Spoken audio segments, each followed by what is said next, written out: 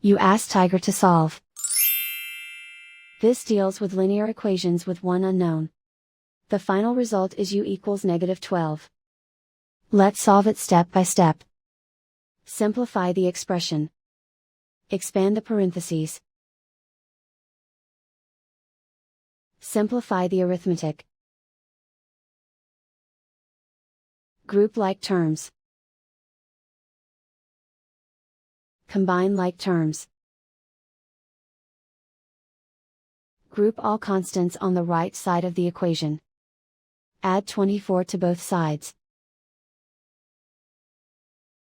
Simplify the arithmetic.